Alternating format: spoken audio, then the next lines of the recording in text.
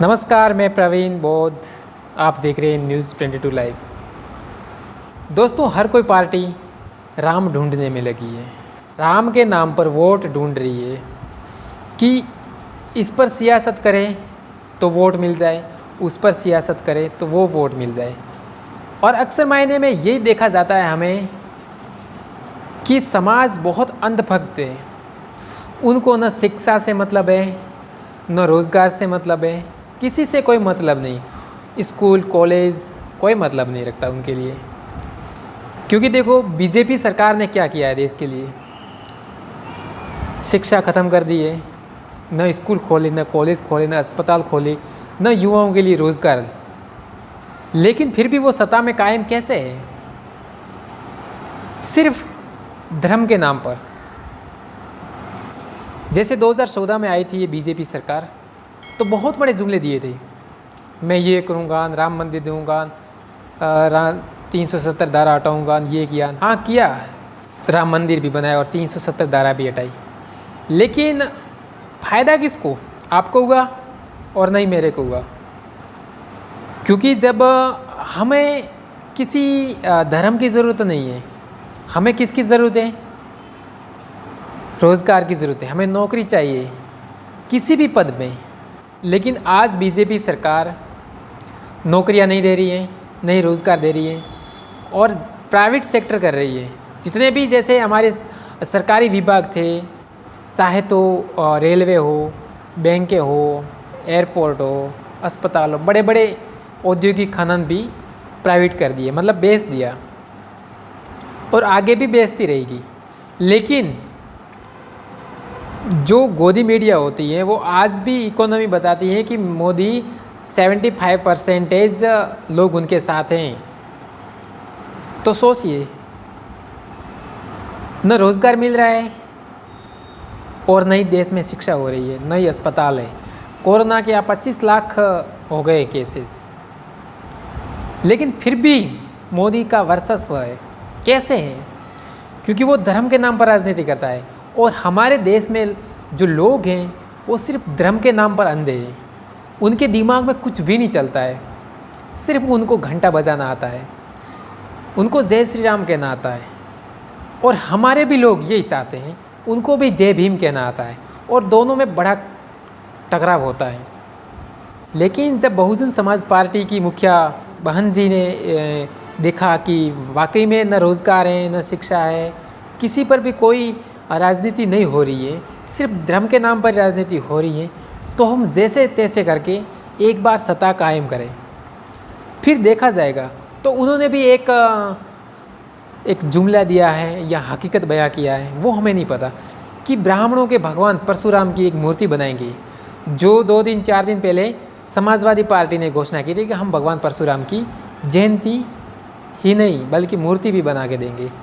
तो बहन जी ने भी कहा कि समाजवादी पार्टी है वो राजनीति कर रही है, हम ब्राह्मणों के लिए परशुराम भगवान की बड़ी मूर्ति बनाएंगे। हो सकता है इस जुमले में आए और सरकार बना जाए बहन जी की।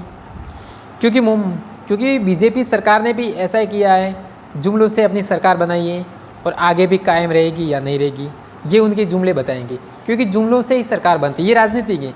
राजनीति में देखो, ना अम्बेडकरवाद चलता है और न ही मनुवाद चलता है।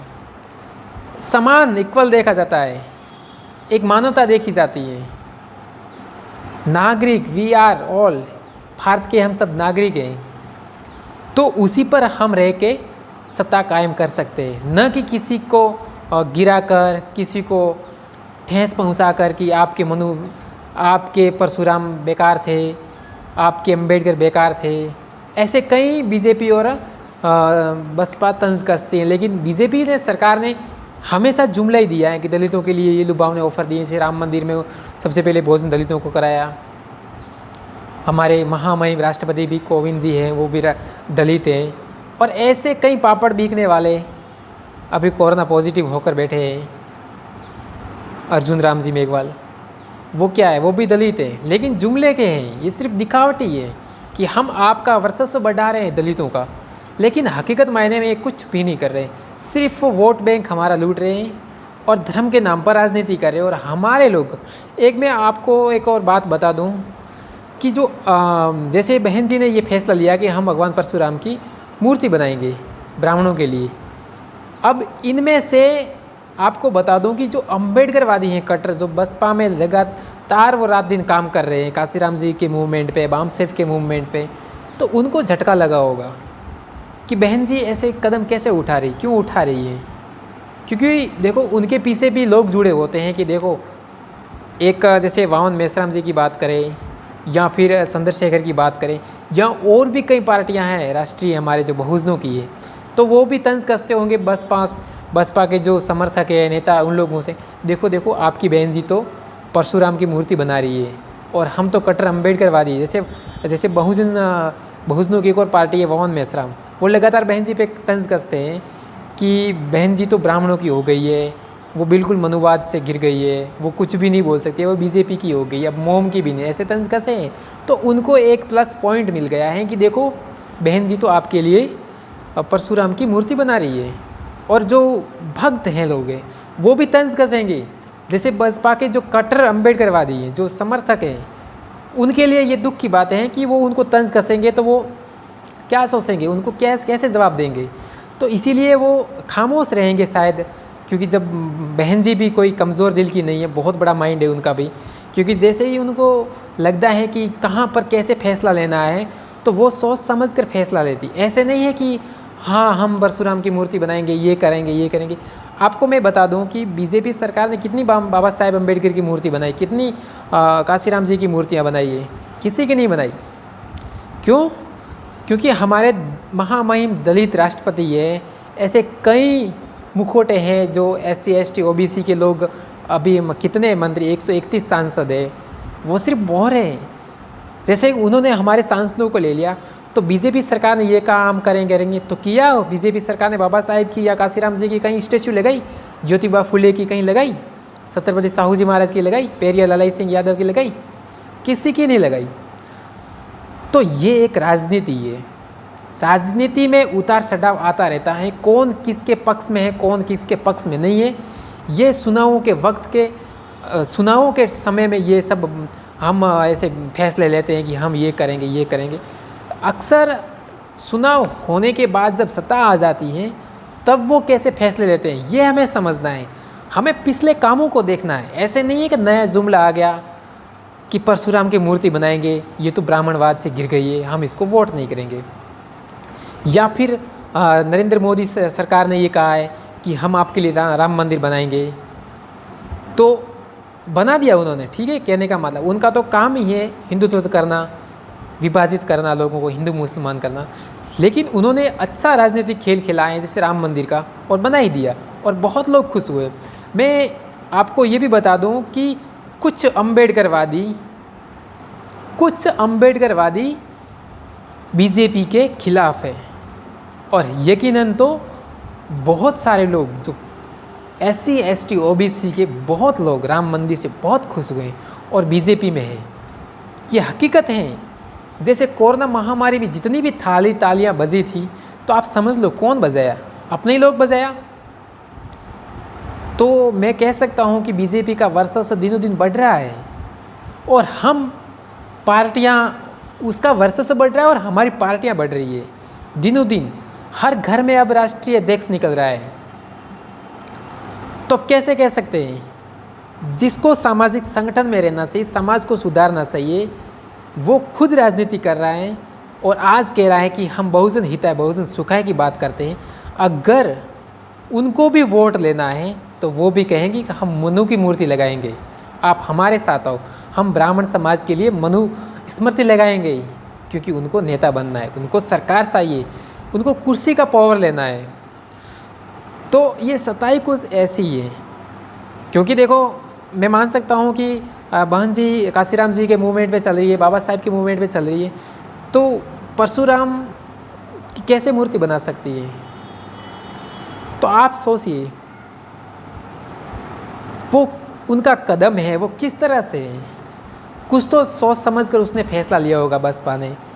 हमें किसी का अंधभक्त नहीं बनना है, हमें सभी जितने भी हमारे जितने पार्टियां हैं उन सब का रिजल्ट निकालना चाहिए कि बसपा ने अपने राज में जितना भी राज किया, जैसे 4 साल मुख्यमंत्री बनी है, 4 बार मुख्यमंत्री बनी हैं, तो 4 साल का उनका कार्यकाल देखना चाहिए। कितनी यूनिवर्सिटियाँ बनाई, कितने हॉस्पिटल खोले महापुरुषों के नाम पे, कितनी कॉलेजें बनाई, कितनी स्कूलें खोली, कितनी उनके रोज़गार दिया लोगों को, कितनी नौकरियां दी, ये हमें देखना है। ये बसपा के कार्यकाल में देखना। और समाजवादी पार्टी में भी देखना है कि उन्होंने भी अपने काल में कितने हॉस्पिटल बनाए, कितने सड़कें बनाई, कितने नेशनल हाईवे बनाए, कितने मेडिकल कॉलेज खोले, ये हमें सब देखना है। और बीजेपी के कार्यकाल में भी हमें देखना है कि कितनों को नौकरियां दी, कितने अस्पताल बनाए, कितने स्कूल खोले और कितने मंदिर बनाए, हमें सब देखना है। फिर हमें वोट करना है। भले नेता हमारे कुछ भी कहे कि हम मनु की मूर्ति लगाएंगे, परशुराम की मूर्ति लगाएंगे, अंबेडकर की मूर्ति लगाएंगे, किसी की भी XYZ किसी की भी मूर्ति लगाओ, लेकिन हमें उसको जानना है कि नेता हमें भले गुमराह कर सकते हैं कि हम उसकी मूर्ति बनाएंगे, उसकी मूर्ति बनाएंगे, लेकिन हमें जानना है कि हमें मूर्तियों से खुश नहीं होना है। हमें क्या चाहिए? शिक्षा चाहिए, रोज़गार चाहिए, नौकरी चाहिए। ऐसे नहीं कि हम उसी को वोट दें जो धर्म की राजनीति कर रहा हो, वो हो सरकारी संपत्ति को प्राइवेट करता हो, लगातार फाइलेंस हो रही हो, बड़े बड़े उद्योगपतियों को और उद्योगपति बना रहे, पूंजीवाद को और पूंजीवाद बढ़ा रहे हैं। तो हमें वो देखना है कि कौन क्या कर रहा है, कौन क्या नहीं कर रहा है, तो हमें उस पर राजनीति करनी है। ऐसा नहीं है कि राम मंदिर बना दिया है और हम SC ST OBC minority Buddhist हैं और जनरल कास्ट के भी जो फॉलोवर हैं, बाबा साहब के हैं, बुद्ध के फॉलोवर हैं, उनको भी ये सोचना चाहिए कि मंदिर से क्या होगा। एक मंदिर बना लिया, किला जीत लिया क्या हमने? 370 धारा हटा दी, क्या हो गया? 3 तलाक पे फैसला दिया। 3 तलाक का जो फैसला देते हैं कि 3 तलाक मुसलमानों के और औरतों को छोड़ देते हैं, तो वो तो कम बात है। आप देखिए कितने रेप हो रहे हैं, कितनी लड़कियों के साथ दुर्व्यवहार हो रहा है, मार रहे हैं। कल की घटना देख लो, उस लड़की के साथ 4 लड़कों ने बलात्कार करके उसको हत्या कर दी। ये 1 मिनट में होता है और आप 3 तलाक पे खुश हो गए, जो 1 महीने में तलाक होता था। यहाँ पर तो 1 मिनट में भी कई मौतें होती है लड़कियों के साथ। हाँ, वो कौन सोचेगा? लेकिन नहीं, आपने तो 370 धारा हटा दी, खुश हो गए। 3 तलाक पे फैसला दे दिया, खुश हो गए। राम मंदिर बना दिया, खुश हो गए। शिक्षा पे बात कब करोगे? रोज़गार कितना है? आप कूद रहे हो ना, मंदिर बना दिया।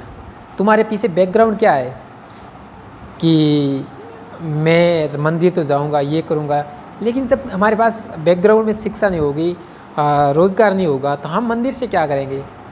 आपको पता है कोरोना महामारी में देखो क्या कर दिया हाल। सब मंदिर के दरवाजे बंद कर दिए और लोगों को आखिर डॉक्टरों के सामने झुकना पड़ा, हॉस्पिटल जाना पड़ा। क्यों जाना पड़ा?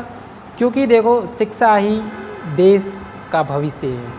अगर हमें देश में कुछ करना है, देश को और बढ़ावा देना है, तो हमें अच्छी सरकार देखनी। जुमलों के पीछे नहीं जाना कि वो मूर्ति बनाएंगी, वो मूर्ति आपका दिमाग का बटन दबाना है, आपके दिमाग का ढक्कन खोलना है और आपको अच्छा लगे तो उसकी सरकार बनाइए। ऐसा नहीं है कि हम मूर्ति बनाएंगे, हम मंदिर के पीछे जाएंगे, नहीं। आपके लिए रोज़गार देगा, उसको वोट देना है। आपके लिए शिक्षा के दरवाजे खोलेंगे, उसको देना है वोट। आपके लिए कॉलेज खोलेगा, मेडिकल यूनिवर्सिटी खोलेंगे, रोज़गार खोलेंगे, उसी को वोट करना है। किसी मंदिर मस्जिद के पीछे नहीं, और नई मूर्तियों के पीछे। बहुत बना ली मूर्तियाँ सिर्फ चौराहे पर खड़ी रहती हैं और कुछ नहीं, सिर्फ आपको ही देखती हैं कि लोग क्या कर रहे हैं। उन्होंने अपना काम कर दिखाया। उन्होंने ये नहीं कहा कि मूर्ति बनाओ मेरी, उन्होंने आपको अच्छा पथ दिखाया है, आप उसी पथ पे चलो। तो शुक्रिया दोस्तों, हमारी वीडियो अच्छी लगी हो तो शेयर भी कर देना थोड़ा इधर उधर, और सब्सक्राइब भी ज़रूर करना, लेकिन बेल आइकन ज़रूर दबाना ताकि हमारी अगली वीडियो आए तो आपके पास नोटिफिकेशन आएगा कि प्रवीण भाई ने आपके लिए एक वीडियो भेजी है, तो आप ज़रूर देखें। शुक्रिया दोस्तों, नमस्कार।